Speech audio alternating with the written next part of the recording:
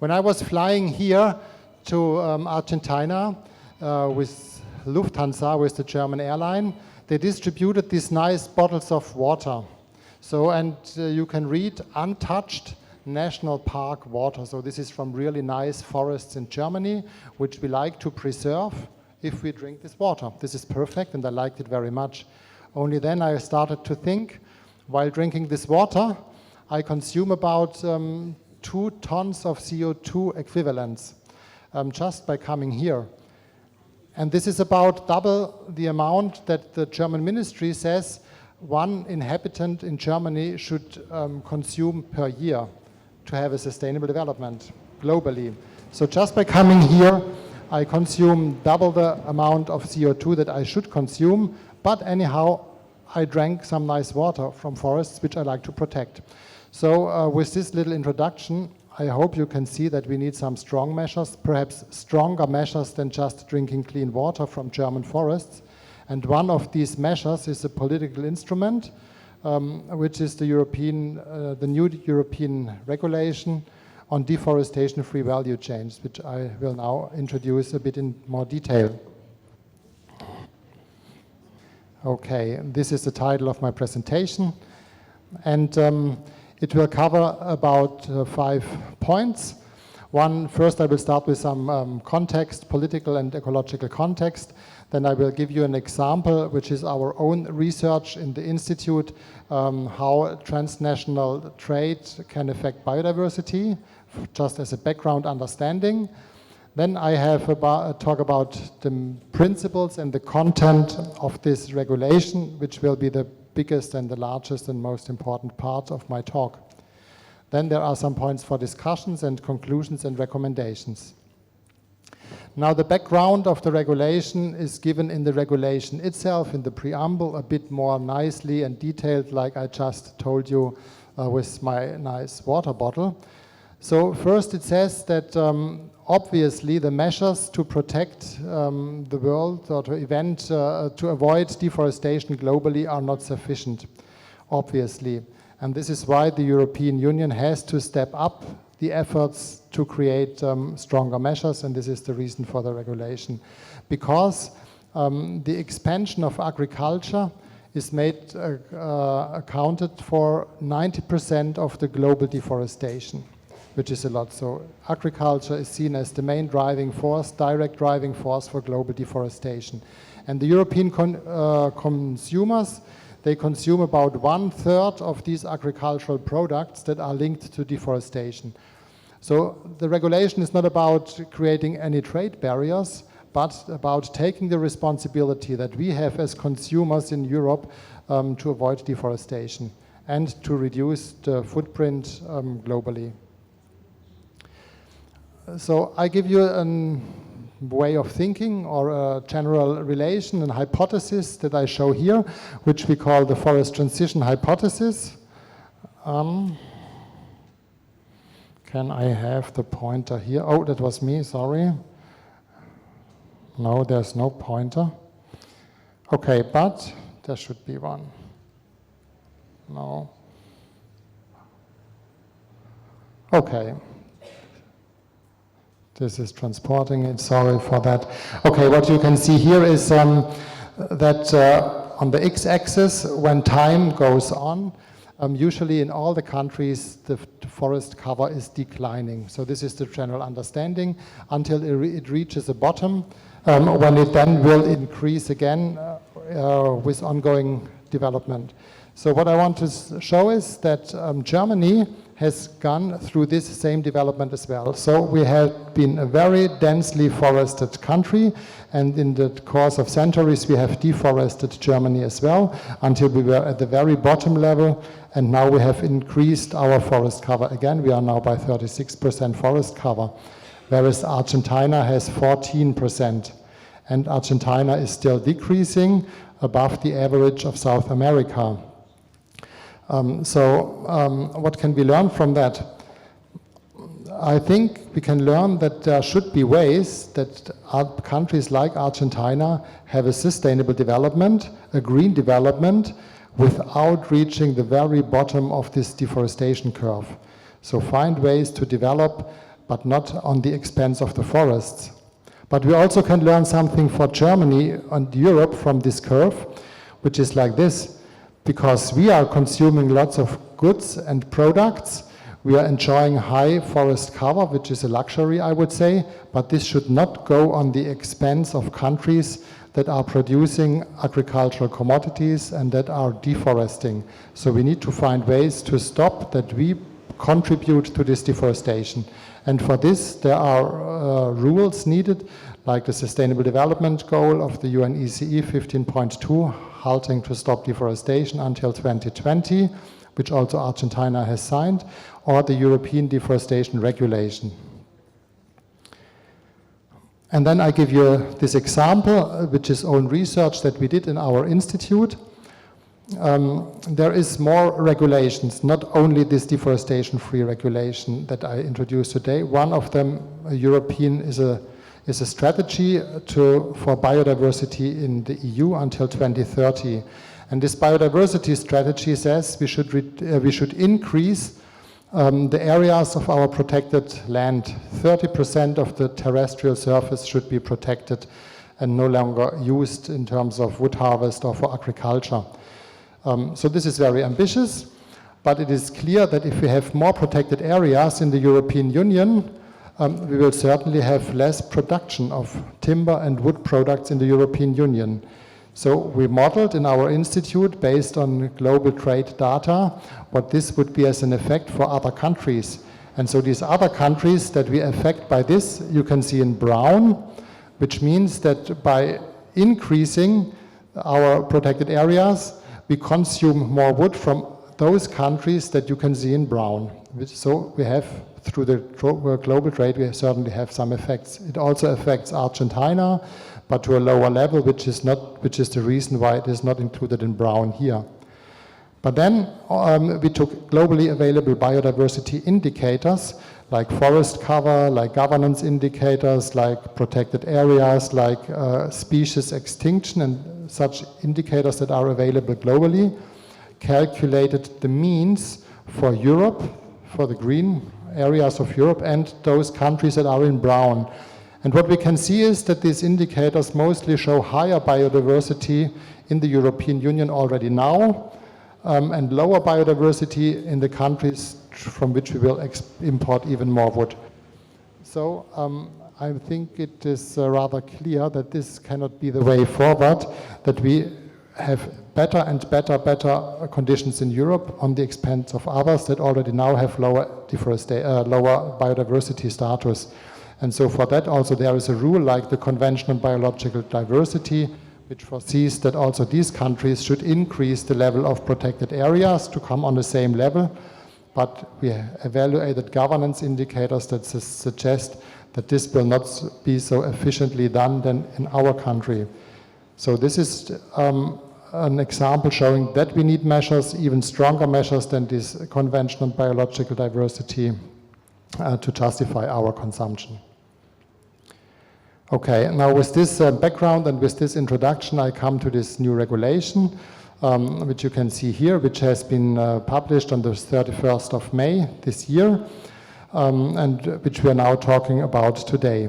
Before going into details, I want to say three general points. First one is, it formally only obliges operators within the European Union. So we are not obliging anyone formally outside, which is important because by this we comply with the rules of the World Trade Organization. But nevertheless, of course, it has effects on other countries. The second one is that it is a reaction to the Sustainable Development Goal 15.2 with the means that we can fulfill. So the European Union says, okay, we have to do whatever we can to stop global deforestation. And the third one is that this is now a transition period.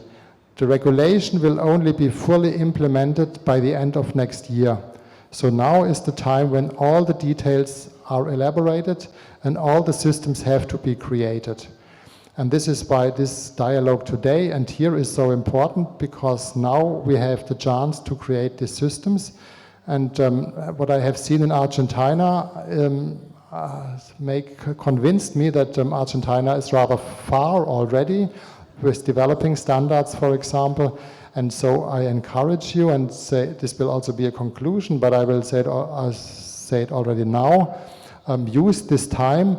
If you are quick with developing standards, you will be the first ones that can import these type of goods into the European Union starting 2025. So this is a clear economic competitive advantage. Okay, but now to the details. What does this regulation say? The central article is article number 3, which is a prohibition. It says it is not allowed to introduce to the market or to trade or to export materials or commodities if they do not comply with these 3 points that you can see here. The first one is they have to be deforestation free. The second one is they have to be produced in conformity with the national legislation. And the third one is that they need to have a due diligence declaration.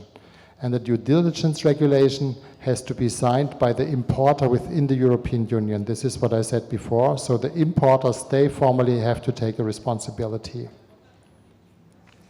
Now the materials to which it applies, this is cattle, cacao, coffee, palm oil, rubber, soya, and wood.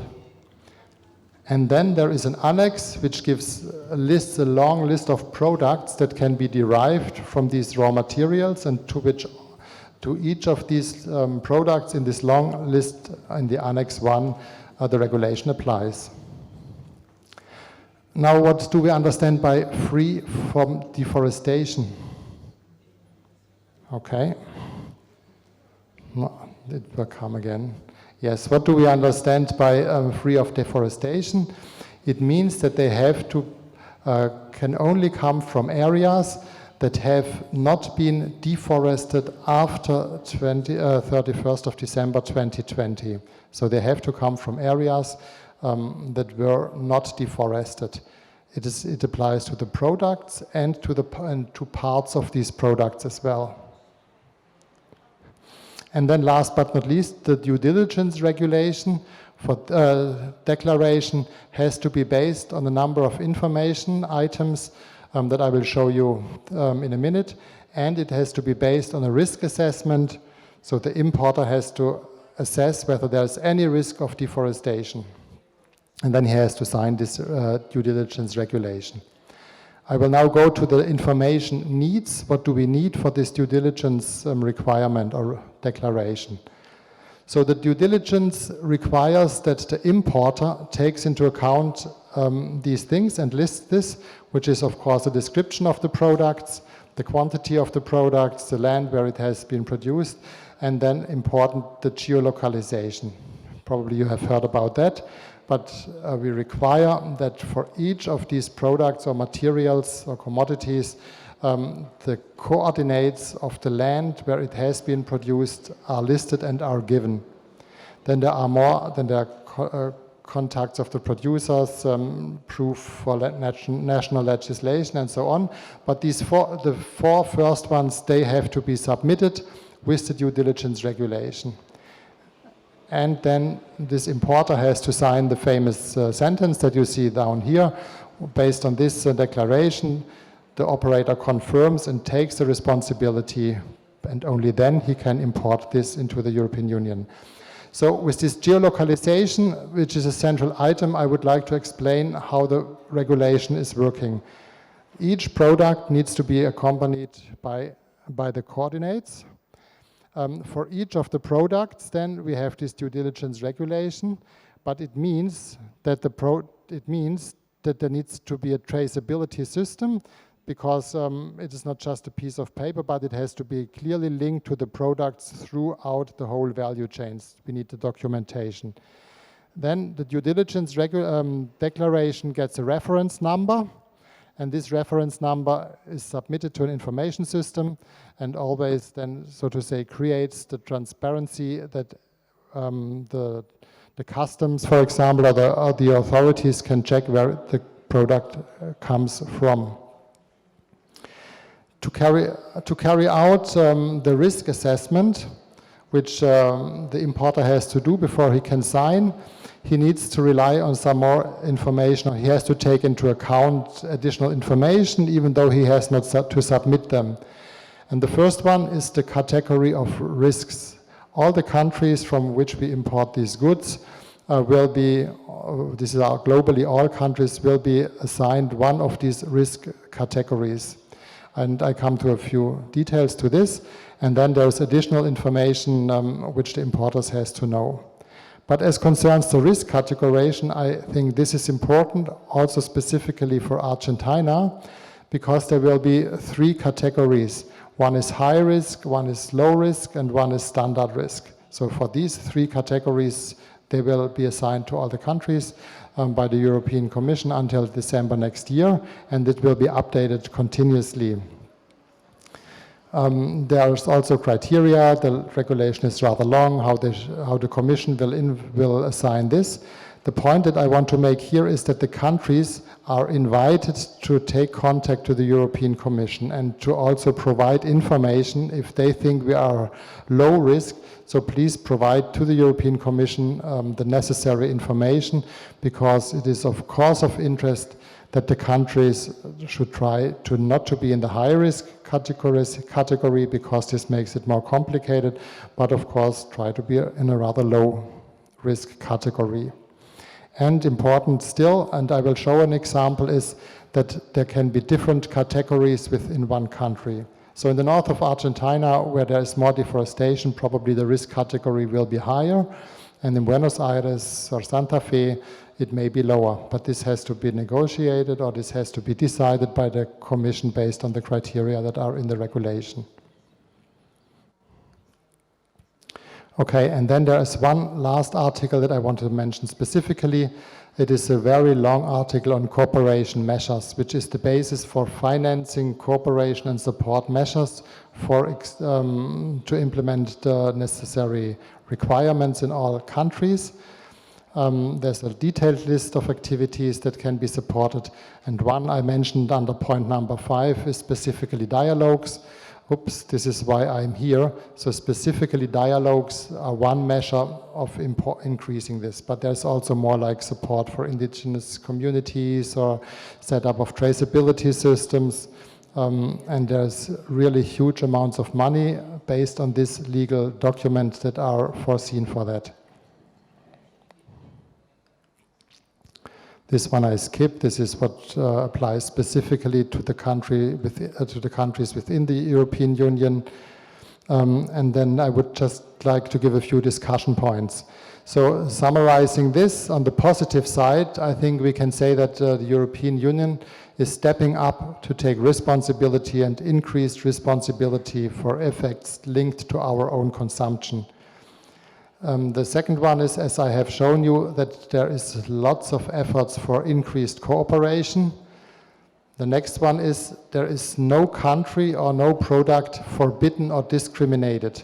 It is not a list that we say from a certain country we do not import anymore, or that there are any products that we do not import anymore. This is not the case. The point is that there are the same criteria that need to be fulfilled, but there's no discrimination towards any product or country.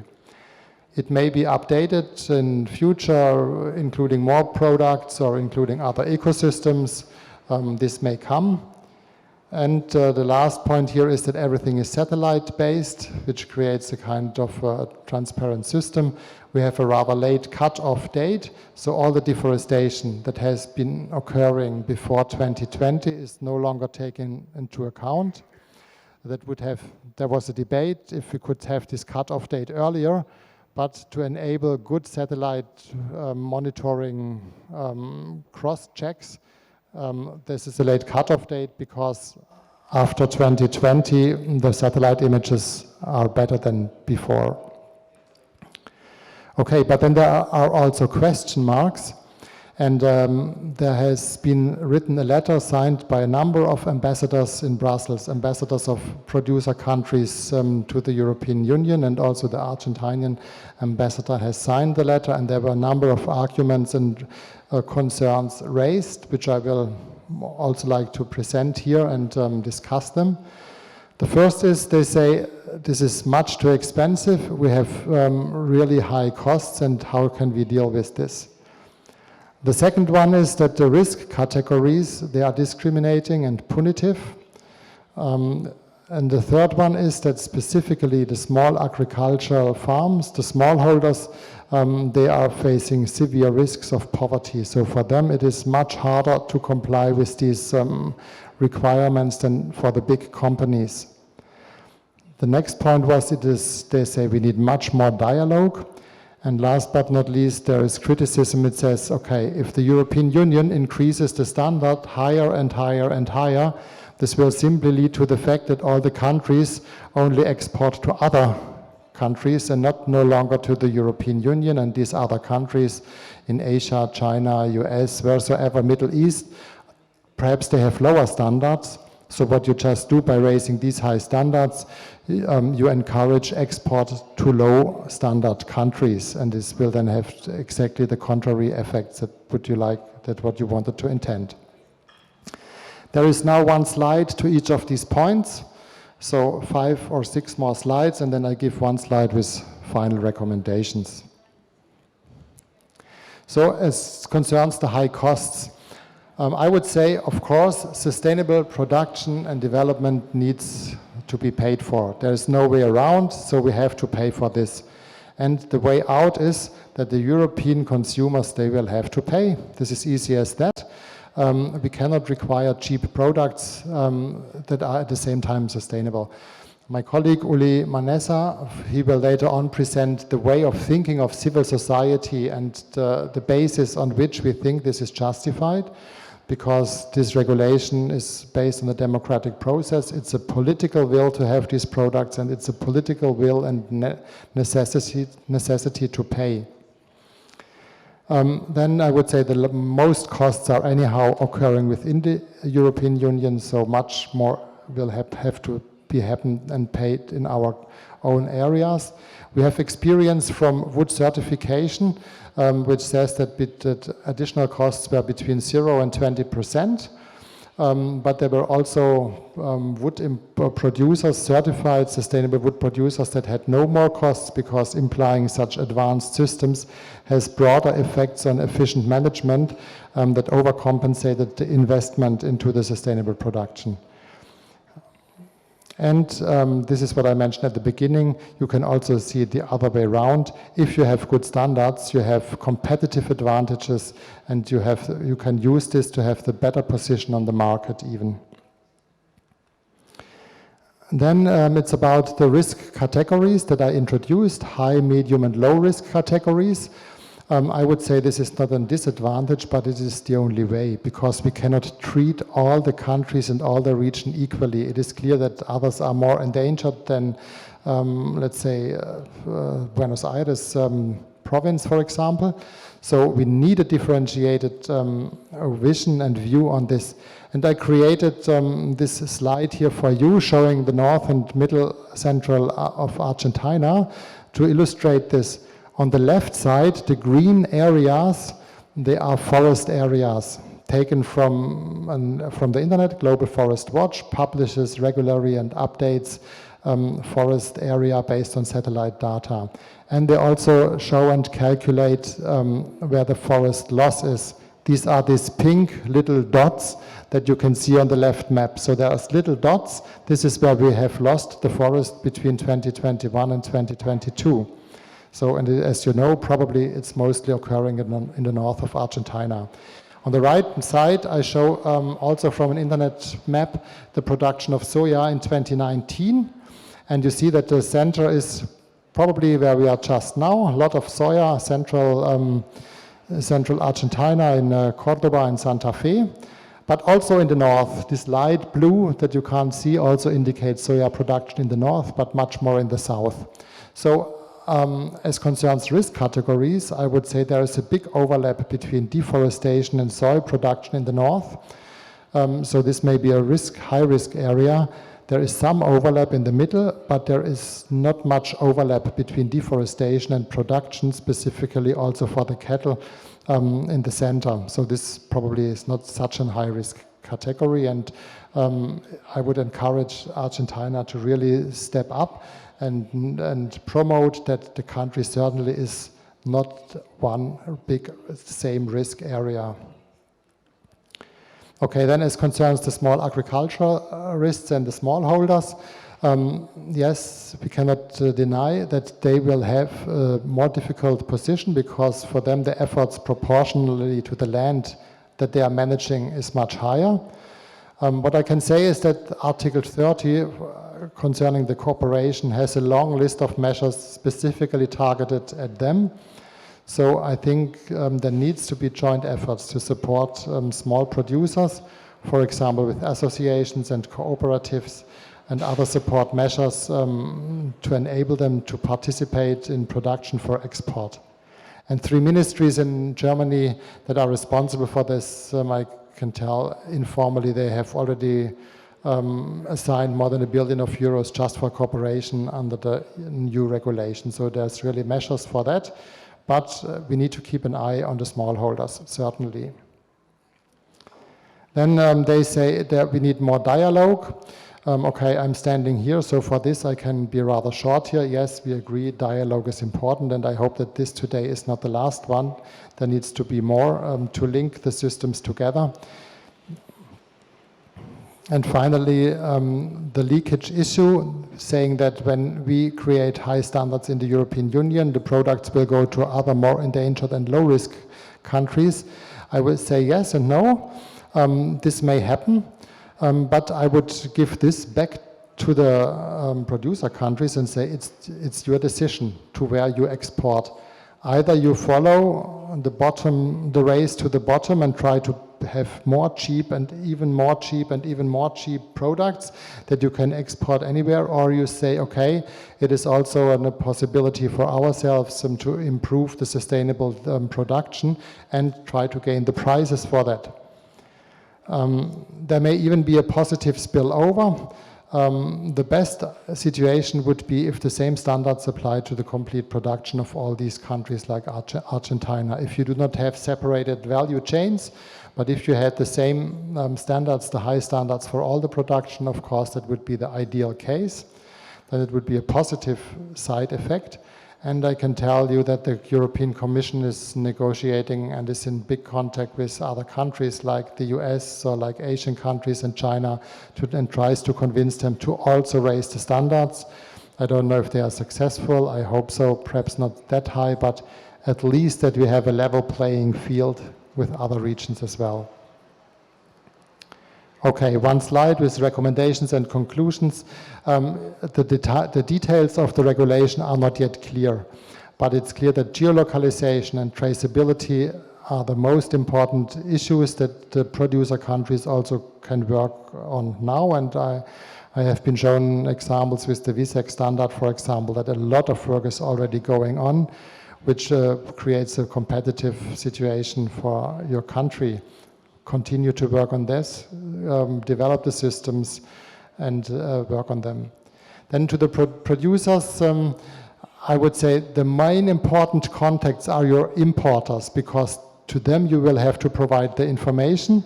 It is not the European Commission, it is not the German government, it is not the experts like me, but for you the main partners are the importers.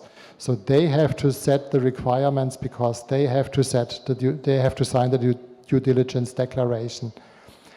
For the cattle producers, we must admit that this is an additional challenge, because for the cattle we need geolocations for all the locations where the cattle has been raised. So throughout, if you move the cattle from one farm to the other, you will have to collect all the coordinates for all these single farms, and even worse, so to say, even for the fodder. So you have to show that what you feed to the cattle is also deforestation free. So for cattle it will be more complex than for soy, for example, because soy always stays on the same area, but the cattle can move, of course. Then if you mix, for example, soy in one shipment from different locations, if there's one big container of soy, for example, the accompanying information has to list all the different locations from each single field, so to say, where the soy has been produced. And then the recommendation is, as I said, avoid mixed different value chains. Try to have one system that you apply for all your production, of course. This makes life easier.